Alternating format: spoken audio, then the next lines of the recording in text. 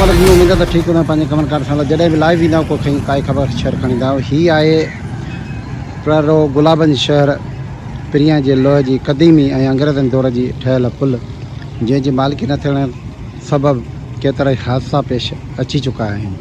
हीअ आहे उहो लाइव मंज़र त हीउ ॾिसो ख़ुदा न ख़ास्ता को लाइव का वॾी गाॾी का एमरजेंसी तौर ते हितां लंघे सघे।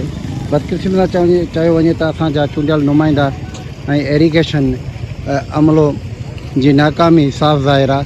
उन सां गॾु आपाशी अमलो सां गॾु उनजी नाकामी जेको आहे सो ज़ाहिर आहे।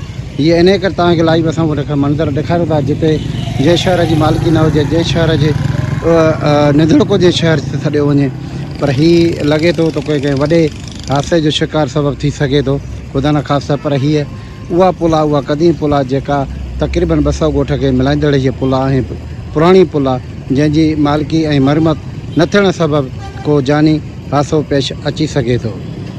हीअ आहे उनजी वन साइड जिते तव्हांखे असां साइड वारा मंज़र ॾेखारियूं था जिते लोहो जेको साफ़ ज़ाहिर ऐं ख़तरनाक जेको आहे सो जंहिंखे पुल खे चयो वञे ऐं हितां जी आमद रस्त अवाम जी एॾी आहे जो तव्हां ॾिसी सघो था त केतिरो अवाम हितां अचण वञण जी थिए थो। ऐं हितां जी उहो आहे जेको आहे सो पासा जेके ॿई पासा हिन जा खाइजी विया आहिनि ऐं केतिरनि ई सालनि खां वठी हीअ लावारस बणियल पुल बेध्यानी सबबु हुकूमतदारनि जी ऐं अवाम जी जे रड़ियुनि ऐं कूकनि बावजूद बि हिन जी काई मालिकी न थी सघी आहे। हीअ आहे उहा वन साइड जेका उन पुल जी जेका ॿई पासा ऐं हेठियां पासा जंहिंजो लोह नज़र साफ़ साफ़ नज़र बि अचे थो।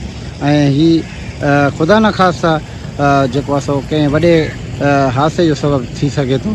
ऐं हितां चूंडियल नुमाइंदा MP MNN ऐं एरीगेशन जो अमलो ऐं आपाशी अमलो जी लापरवाही ऐं शहरनि जो बार बार रणी में कूका थियण खां पोइ बि कंहिं बि हुकूमत जी का अख चूंड न थी सघी आहे ऐं न ई हिन जेका मालिकी थी सघी आहे।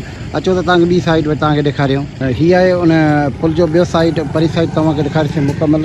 ऐं हीअ आहे उनजो ॿियो साइड जेका हीअ ॾिसो था त हीअ हंधि हंधि लोह जा टुकड़ा टुकड़ा थी किरी पिया आहिनि ऐं सीमेंट मसालो उनजी ताक़तूं ख़तमु थी वियूं आहिनि। हितां जो अवाम जेको आहे सो बेध्यानी सबबु ही कंहिं वॾे हादसे सबबु न थी सघे। हीअ आहे पिरियां जे लोह ऐं गुलाबगंज शहर जी क़दीमी ऐं पुराणी अंग्रेज़नि दौर जी पुल ठहियल अवाम जे चूंडियल नुमाइंदनि जो ऐं शहरी रहवासियुनि जो इहो चवणु आहे त हिन जी फौरन तौर ते मालिकी कई वञे ऐं ॿिन्ही पासनि जा जेको आहे सो भंजू लाराए वञे ऐं हिन पुल खे ॾाराए को नई स्कीम आंदी वञे जंहिं जानियूं इंसान जानियूं बची सघनि। कैमरा टीम सां गॾु नाज़र सोलंकी, सिटी न्यूज़, पिरालो।